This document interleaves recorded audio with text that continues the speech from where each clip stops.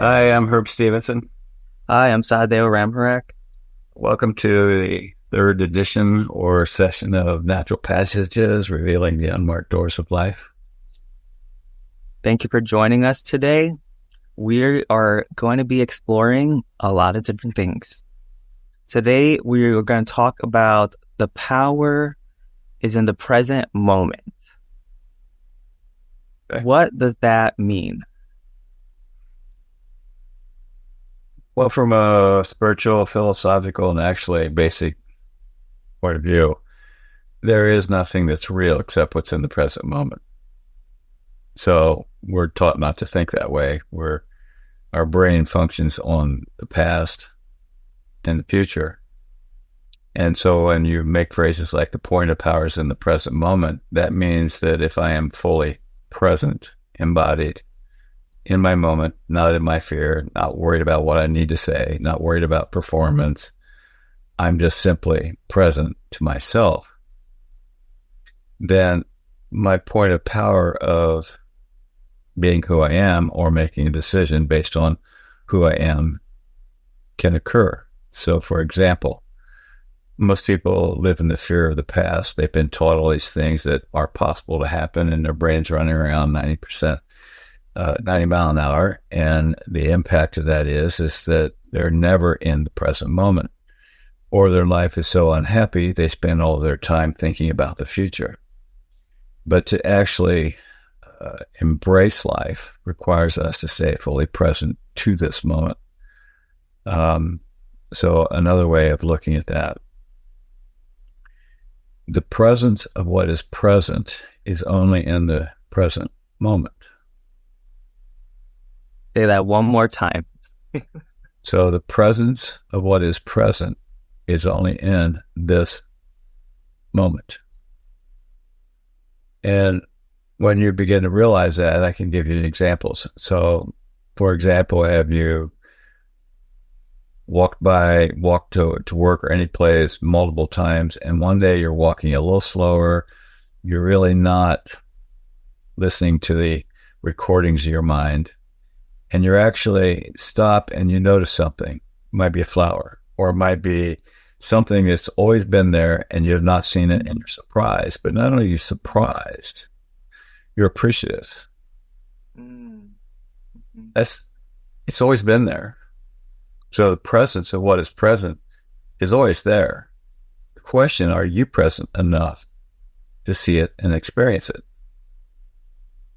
Same thing can happen with anything. It can be the appreciation of coming to realize the satisfaction of owning a car that you've wanted. And now it's yours, and it strikes you instead of something out there, it strikes you as something right here, now, in this moment of appreciation. And that can happen with anything. Animals are often the ones that allow us to open that way. Yes. So do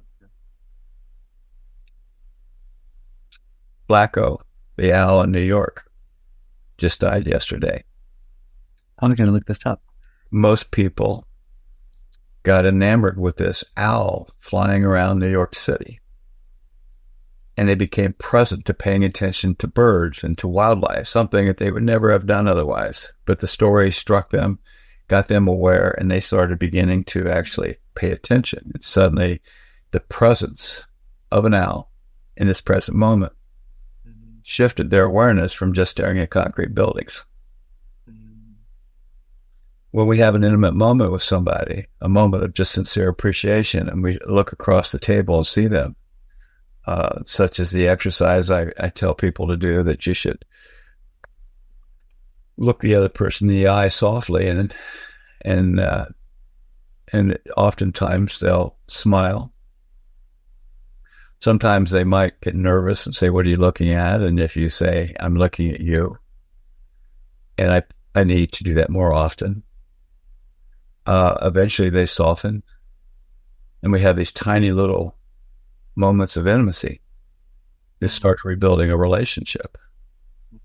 And so it's always there. It's just, what are we choosing to attend to? Are we choosing to attend to what's going on crazy inside ourselves, whether it be the past or the future, or are we going to pay attention to literally this moment? Does that make sense? It does make sense. That triggered for me. I brought up something yesterday. We were doing this communicating empathy training with providers, and part of it is working like how to getting providers to be present with their patients, or even sometimes with other staff people, right?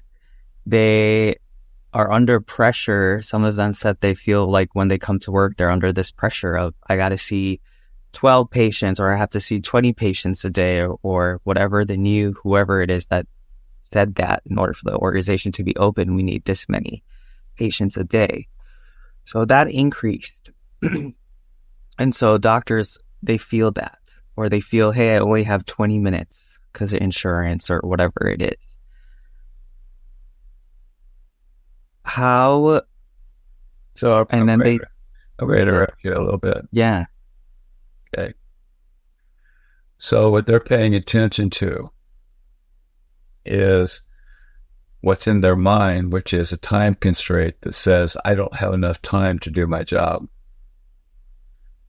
And as a result, they will feel all the stress and the tension, and it'll make it a very, very difficult day. And they will want to blame these new performance requirements instead of just settling down and saying is, how do I most effectively relate to this patient, client, person without all those other constraints? If you need, you can set a timer on the side that you can see, so you can see the clock, but realize your focus has to be the patient. And if it's a provider, I assume this is some kind of medical diagnosis or something like that. It's gathering the information, but it's not only the gathering the information of the diagnosis, it's building the trust of the relationship. If you focus your attention there, you have presence. If you're focusing on, I have 20 clients I have to see and I only have 20 minutes, you automatically restricted and are pulling into your awareness that which you do not seek. So presence is, what are you attending to? So if I'm attending to feeling it's unfair, feeling I don't have enough time, I can't relate to my clients, I can't be effective, we all have these stories inside ourselves. So instead of attending to the negative stories, I call it Memorex. You can't tell the difference between what's real and what's not. Yeah. You focus on the moment of what's happening. And when you do that, the impact is you have a very clear perspective of how to settle into your body and be present. I've watched this, obviously much older than you, and seen many more doctors probably than you. And you can tell who's present and who's froze in their mind, all the performance issues. It's not only that, you can tell that they're more focused on, okay, I got to get out of here because I got 10 more patients and I want to go have dinner. You can just tell there's no one home. Anybody can do that. And that's why there's this big push in the medical industry or any service industry of trying to teach people how to be not necessarily emotionally available, but just present into the moment and to that person. And when that happens, the quality of the service goes up, the quality of satisfaction goes up, everybody feels better, and yet we don't practice it very much. Yeah, I agree with you. It was hard in that training. It was interesting to watch because we went in and we had to take a 2-hour training and cram it into 1 hour.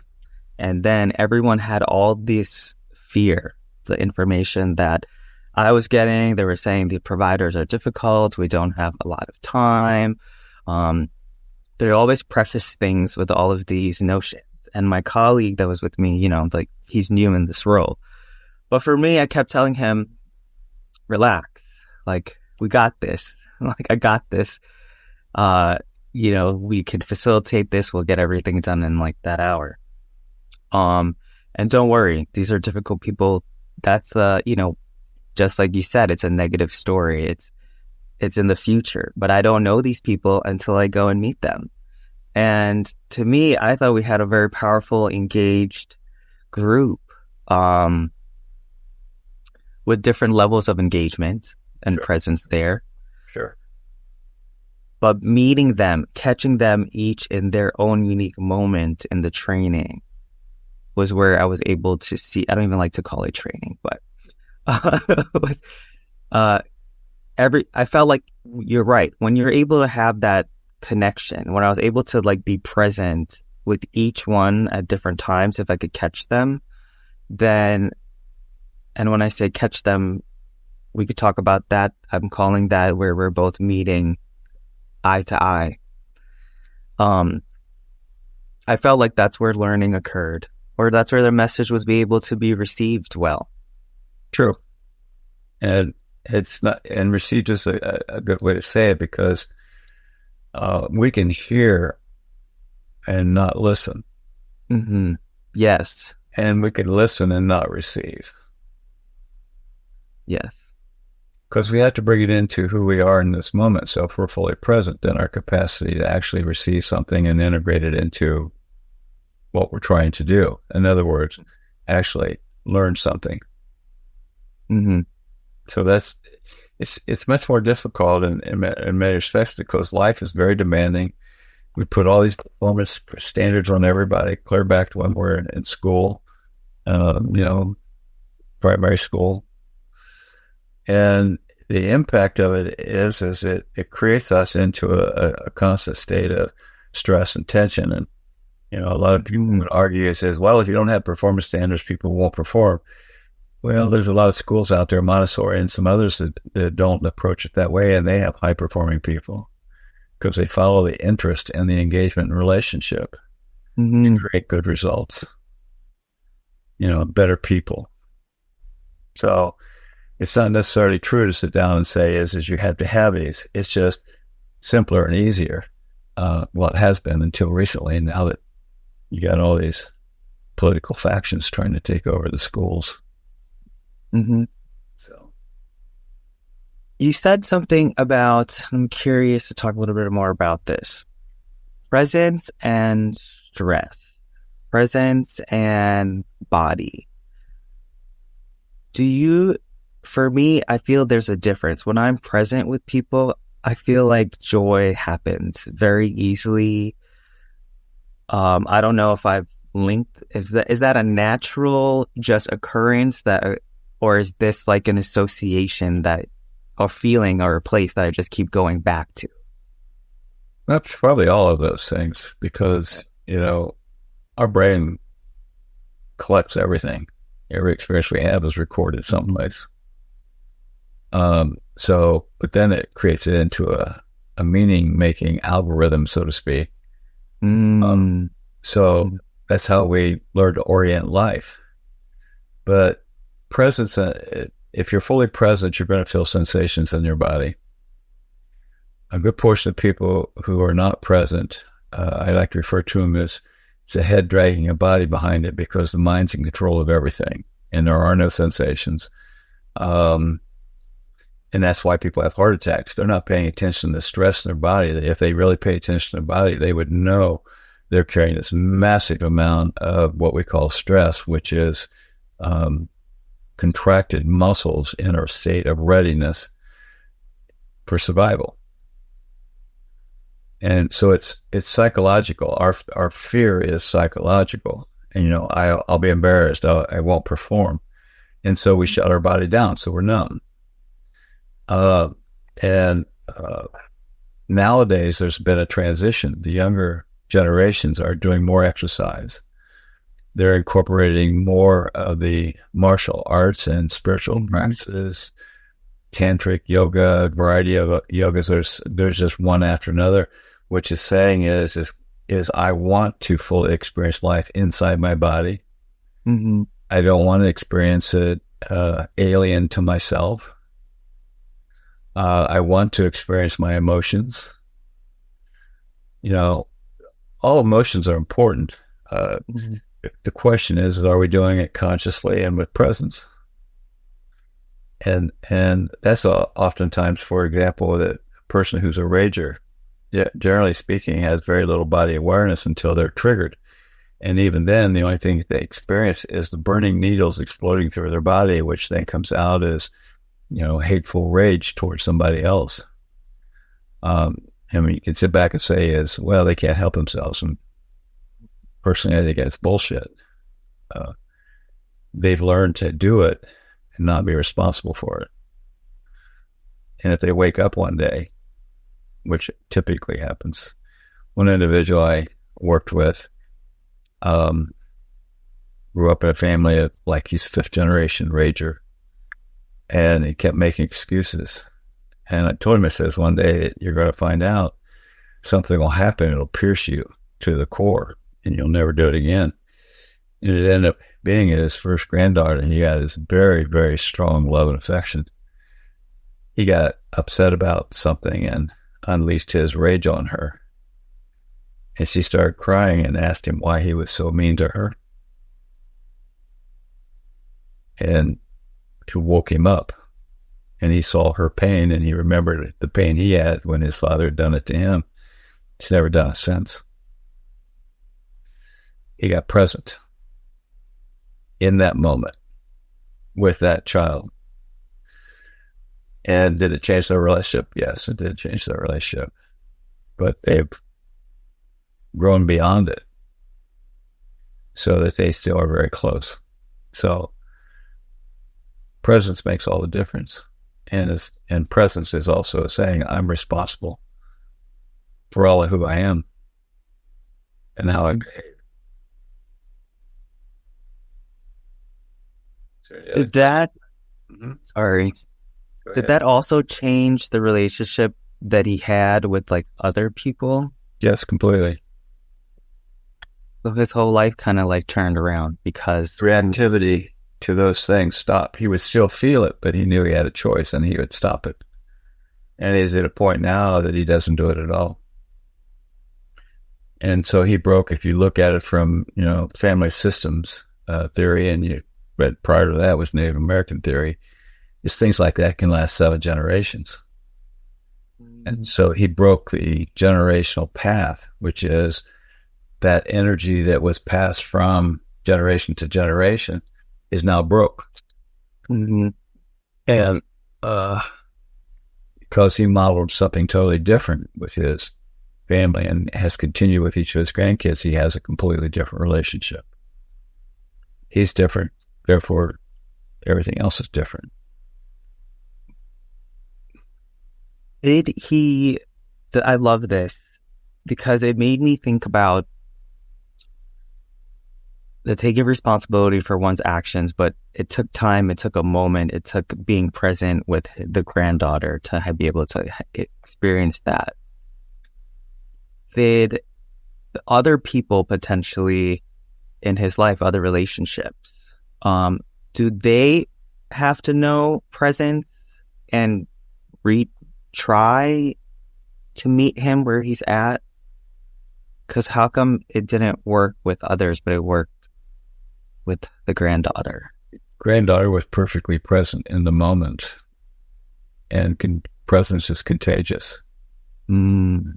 So she pierced him with her anguish that he had created. So the impact of that was, as I had warned him, he would be woke one day, and it would be painful because not only would he see what he had created, but he would remember all that he had felt when he received the rage from his father. So it changed everything. And so from that point forward, family systems suggest that, the family assumes he'll rage if they do certain things. And it goes into the unconscious. So it's kind of like the crazy part of us is that we continually try to come to resolution. So even though we know what's going to happen at an unconscious level, we do something that would trigger that rage. What happened in the family is they no longer triggered the rage. So it started shifting their family dynamic. And so that's the issue about presence, is why if you're if you're with somebody who is fully present, you feel safer. You feel more present yourself. You can feel more alive. Mm-hmm. And if you struggle with wanting to have those feelings and sensations, then you can have some anxiety because you feel this awareness in your body starting to surface. And so that can be anxiety creating. And so the best thing that can happen is instead of leaving your body and allow the anxiety to take over, you do small things like I told you. You wiggle your body and make sure you can feel your butt in your chair and start feeling the energy come up your leg. And in doing that, suddenly you feel safe again. And as a result, then you can experience presence. I've worked with people who were, when I do eye contact, were terrified. And I said, well, why don't we just try something very gentle? I said, just sneak some peeks and see what happens. Okay.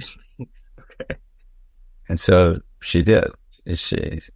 And then sneaking a peek, and I'd say, well, how was that? Did anything bad happen? And then slowly what happened is she got present.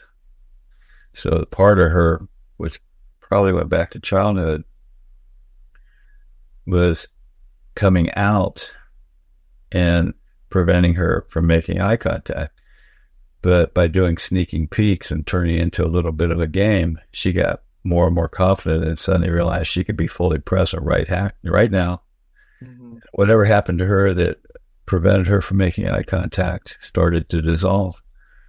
Mm-hmm. And it was an ecstatic moment for her. She was so excited because she had never been able to do that. Its presence doesn't require some major the skies open up and unfold, and I know these crazy ass stories everybody think has to happen. It's not that. Doesn't have to be so esoteric. Right. It's appreciating each person in each moment in that moment. So presence is linked and tied with gratitude. Well, gratitude is an appreciation comes out of being present, because you suddenly realize the person sitting in front of you is doing the absolute best they possibly can based on all their life circumstances. And who am I to judge them? So you're describing to me what I would call empathy. Well, it is empathy. But empathy creates appreciation, but I don't have a desire to change you. Right. True empathy has no desire to change you. It's just to honor your experiences, where you were, where you came from, how you are. So that's why after you met me, you never left. That's true.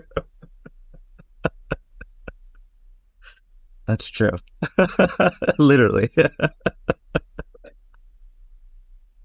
So it's the small things, small engagements that lead us back to ourselves, but also to other people. And that's not to say that all of us don't have some, crazy moments or reactivities, or, suddenly a story that just doesn't want to let go comes back up and you're jumping up and down and you're all upset and how dare you do this to me? And then you realize at some moment that the only person doing anything to you is you because of your reaction. So you go back to them and find out what their intent is. And most people are afraid to do that. I do it because I just simply say, help me understand something. This came across as pretty toxic and I had a reaction to it. So if you were trying to get a reaction, you succeeded. But if that wasn't what you were trying to do, you were trying something else, help me understand what that was. How did you get to this place? Suddenly they're unraveling their own process, but it helps me stay with them instead of me to go into a reaction. Because if I'm fully present, I will be descriptive and not prescriptive. So in other words, I'm just noticing phenomenologically what happened in this moment. Mm-hmm. I'm noticing my reactivity, but I'm not allowing my reactivity to take me over. Mm-hmm. And this requires wanting to assume responsibility for your life, because you have to have a clear intent to witness yourself and your life and participate in the creation of it. And if you don't wish to do that, you're happy with your daily dramas.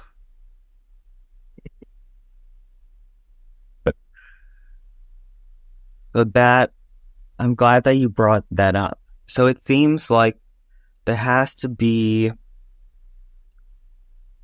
there's a couple layers to this, or maybe not. I don't know. I could be overthinking it. But being present, once you keep doing it, it seems like it's easy to just keep coming back, jumping back into.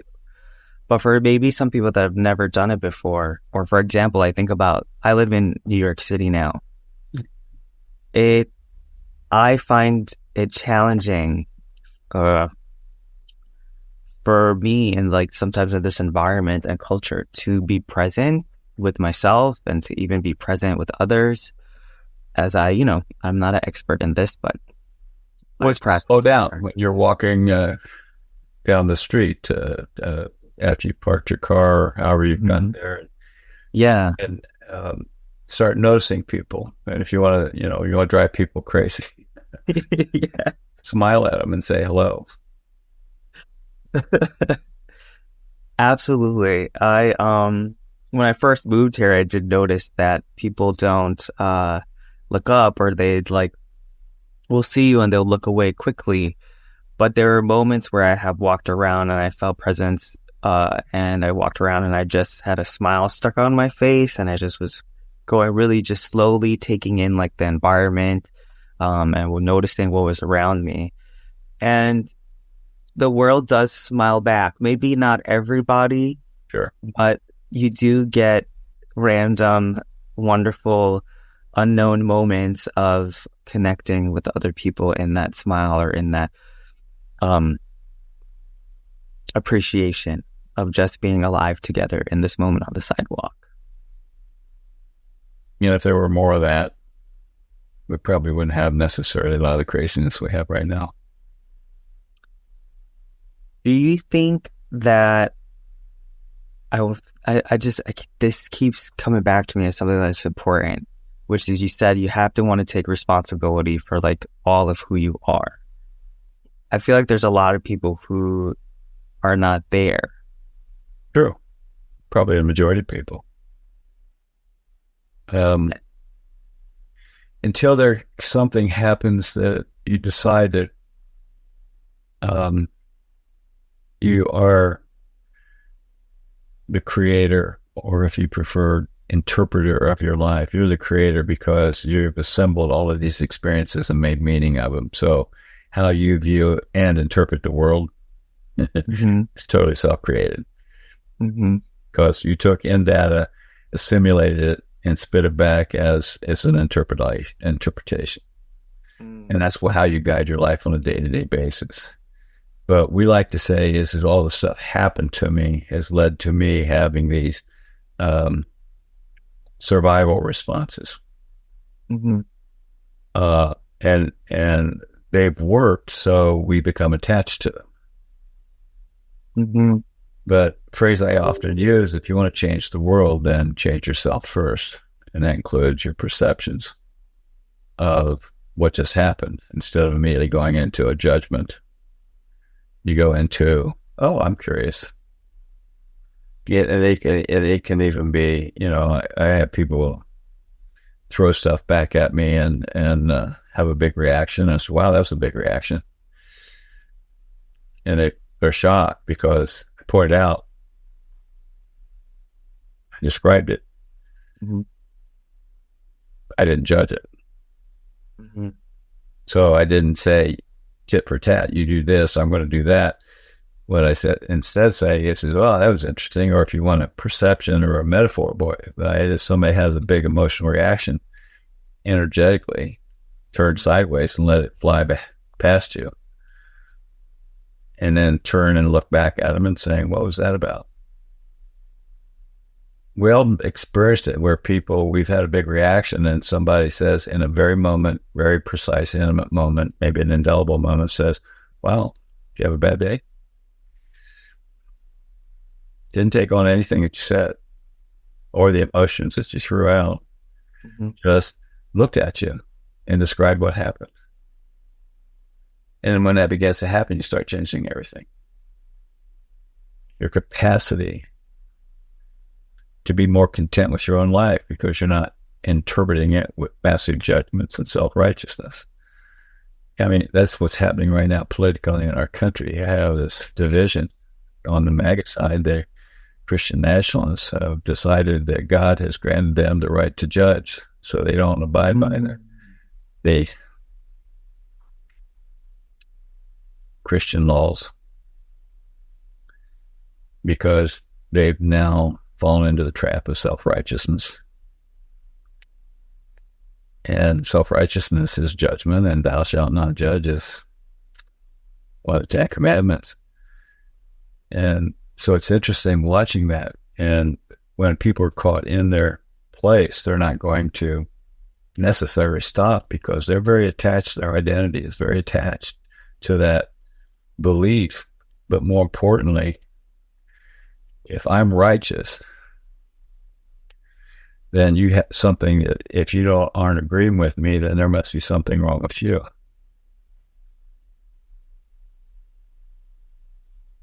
So it's an interesting time, and we're building a tension that we're going to have an awakening of some sort. And I think that's going to happen globally. It's happening in other places where the equivalent of Christian nationalism is evolving. Argentina recently been that way, in Hungary, Turkey, all of them moving towards an authoritarian type of rule. And it's interesting is because if they were really Christians, they would realize none of their behavior, especially around authoritarianism, fits anywhere within the New Testament. Mm-hmm. So it's interesting that we're caught in these spiraling webs. Mm-hmm. Mm-hmm. So. You mentioned that word judgment. Can judgment block, prevent us, or keep us hold it in one place so that we are not able? Because I feel like judgment and freedom helps us to get to presence. Well, and I think about judgment. Judgment, if you apply moral judgment, which is mostly what we do, you're right. I'm right, wrong. Yes. Then you're doing me what you're violating the 10 commandments. Discernment is a better word, which is I'm discerning what's true for me and what's true for you. Mm-hmm. And I'm able to be present to you. I'm able to honor you as another human being, and I'm able to honor myself. But we've become so fast-paced to quickly go to moral judgment. Somebody has to be right, somebody has to be wrong. Mm-hmm. That has created a lot of these problems. And buried within that is probably years of people feeling disenfranchised. But they're going to wake up.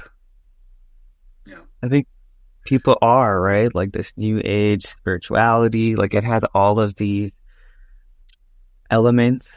Yes, and the interesting thing is watching what's happening on a global trend. I don't call it new age. Yeah. It's deeply steeped in spiritual principles and practices that are throughout all the religions. It's the spiritual side. It's not the patriarchal side, because most religions are actually based on patriarchy, at least for the last 6,000 years. Mm-hmm. It was a shift. We've lost sight of the fact that the words of God weren't written by God. They were written by men. Mm-hmm. And we don't know what to do with that. We literally don't know what to do with it.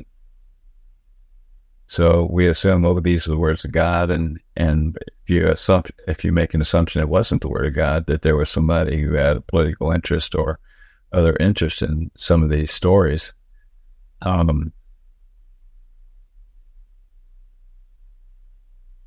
it changes your assumptions.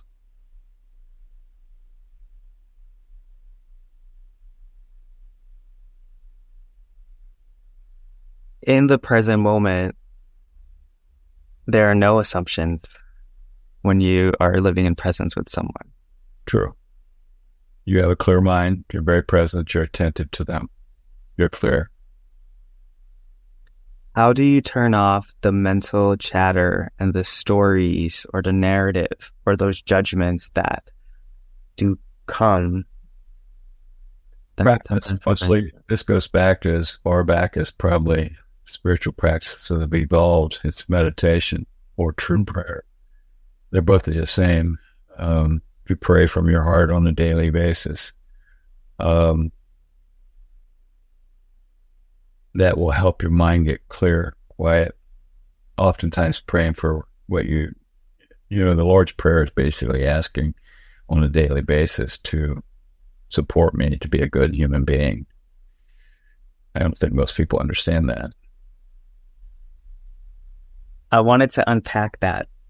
I won't lie to you. As a kid growing up, they always told us, pray. Like my parents were always like, you got to pray every day. But no one actually explained how or what prayer, how prayer works, or even meditation. They're like, oh, meditate, but they have programs and stuff now. Can you elaborate a little bit more? Well, meditation basically is having the discipline to give yourself 5 minutes of just sitting still. If you don't do anything more than that, eventually the mind gets bored and it shuts up. It'll try every trick in the book of saying you're lazy and you're a bum and why don't you get up and do something productive. And these are all the things that you were fed into your mind, your computer, as a child. And these are the stories that eventually have to just shut off. And so meditation does that. And then suddenly meditation gets longer. It gets 10 minutes, 15 minutes, 20 minutes. And you find out you feel better. You feel rested. Your mind's absolutely clear. Mm-hmm. But there's been so many things out there that says it has to be this, this, and this. And the truth is it's 5 minutes of quiet a day. And the number of people that I've tried to get to do that couldn't sit for a minute is surprisingly high. But one day something happens and they just sit and make their mind up, which is the issue. If you make your mind up, the mind shuts up. So I'm going to sit here quietly for 5 minutes. And I'm not going to pay attention to anything going on. I'm just going to sit here. So it's allowing you to return to how to be present in the moment. That's the critical part of it. Then prayer goes even further. Prayer, if you go into the ancient spiritual terms, it's experiencing that which you pray. So it's not saying is please God heal somebody. Mm-hmm. That's one type of prayer. But if you want to have a one where you actually at a deep level of presence, it's visualizing in your mind that person already healed. Wow, I've never heard prayer explained that way. And, what is it? They have all these laws, a law of attraction. If you want this in your life, then they tell you to embody it and be it and feel it and experience that moment. And that's exactly what you're describing. So praying from the heart is visualizing, I guess, the end result or the thing that you want to create. Sure. The idea is the desire. If it's a true desire from your heart, mm-hmm. you will be able to experience that as if it's already true. Mm-hmm. But if I'm praying with words of please heal, I'm focusing on your illness. Mm-hmm. And the words do help, but if I really want to support it, then I continually pray from a position of what you call manifestation, that the desire is clear and I experience it in my body, maybe even in an image of celebrating complete healing. God doesn't say that, we're so good at it that we can just snap our fingers and do that at any time. Mm-hmm. But there are moments that everybody can have and say something just shifted and the desire they wanted happen. It's like the universe said, "Oh, okay, I really heard you," and it happened.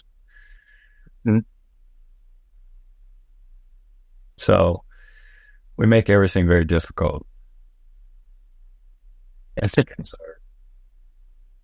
that because of our attachments? When you were talking about meditation, one of the things that crossed my mind right away was, and this came up, I think someone told me, and for some reason, I probably have heard this 1,000 times before, but when they spoke it to me, it hit me in that moment.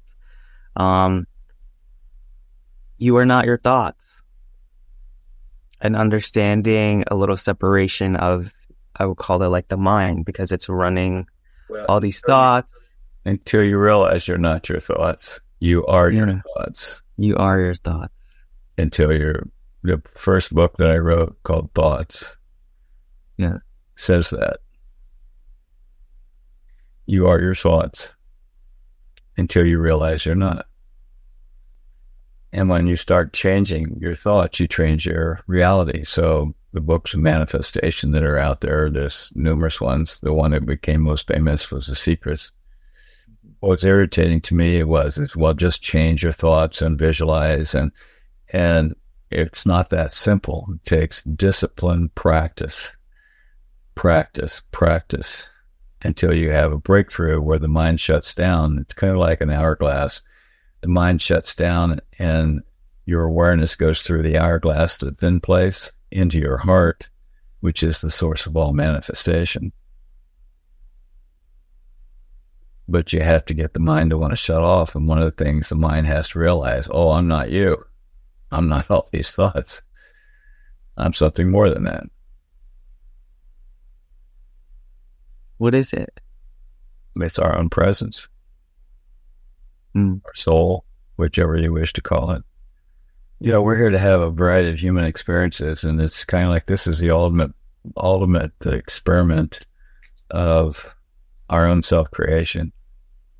Because our thoughts is how we interpret, so therefore how we relate to the world, and oh, this feels good, so I'm going to do more of that, and this doesn't feel so good, so I'm not going to do any of that, and instead of just witnessing and going through the various experiences and realize all of it is life. And instead of applying a judgment, this is good and that's bad, it's just life. We struggle with it. So the natural inclination of being a human being is to satisfy certain needs and wants. But don't you find it interesting that some people want to do nothing but attract more money and more toys? They're attached to that immediate sense of gratification, and that's fine. That's a way of life. But then you have other people who that is less important, and what they're interested in is service. And so they know what their basics are. They get those met, and they start plotting a life to support other people. And usually when they do that, they are evolving into a deeper sense of presence and capability, which leads them to be able to support others, to accept others. I love how you just explained that, because I felt like you didn't have judgment like there wasn't a judgment on if you live seeking toys or money or those kinds of things. There isn't a judgment that living a life of service is better or anything like that. But it seems like one gives a person more depth to their experience. So can everyone do this? Technically, everyone can do this, but I think where we come to have certain types of experiences. So somebody might come to have an experience of is, I'm service to myself only. And they experience that to the absolute extreme, but eventually realize how hollow it is, because you can only buy so many things and it never fills a hole. So I think everything is about learning. So whether it's service to self or service to others, I think we're at a situation where that I truly mean this. As I said, I think we're here, God came down and said, I'm going to see what you do by giving you choices and free will. So you're not going to be aware that you're connected to pure love. You're not going to be aware that you're actually connected to me. I'm going to create a separation and allow you to go experience everything you possibly can until one day you wake up and realize to come back. Can you pause the camera for a second? Taking it About, can you, so one of the questions that I have is really about, like, in New York, we're talking about separation, survival even. I do feel separated from people, from connecting with others sometimes. Can you be present with someone that does not want to be present with you? And then the issue is let's back up a little bit. The issue is about you being present with somebody. The issue is about you being present. There we go. Okay. Because we think everything has to be a reciprocal. Well, in a way it is. But if you're present and they don't wish to be, that's fine. There's not a connection. If you want to look at it from a vibration point of view, a physics point of view, is your vibration is higher and theirs is lower, and they don't want to come out of where they're at. They don't trust your presence. And so presence is a decision and a practice on a constant basis. And I use this example, and it's meant to be shocking, but it's true for me. Out of the 6 billion people in the world, I assume at least 5.5 billion don't like me just because I exist. Because I am different in some way.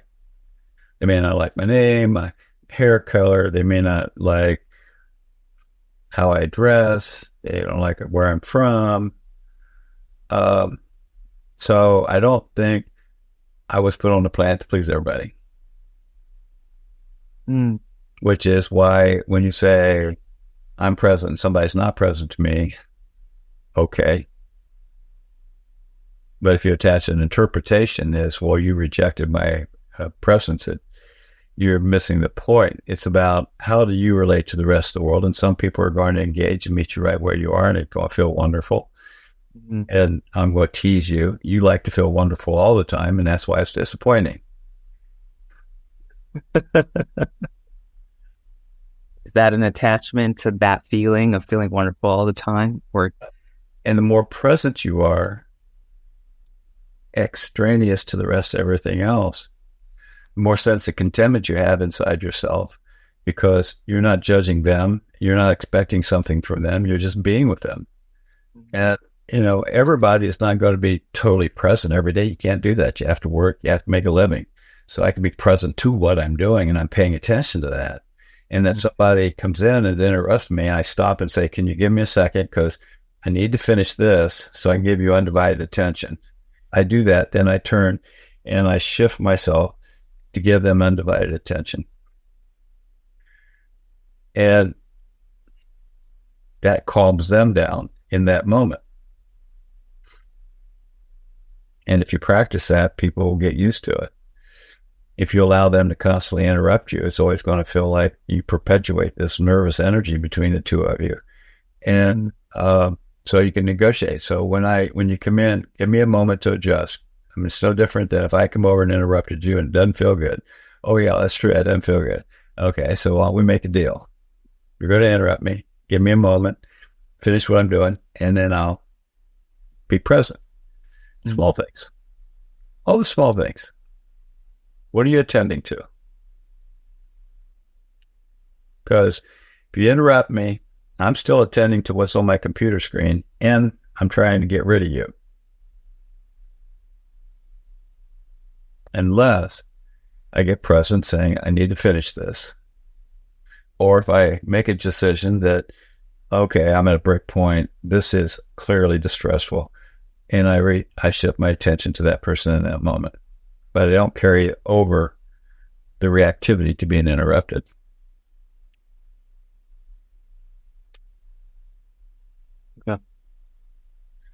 I want to. We've gone on for a while, so what we need to do was this. So I'm going to start up. I'm Herb Stevenson. Thanks for listening to us. I'm Sahadeo Ravarak. Thank you so much for tuning in. And we'll catch you our next time.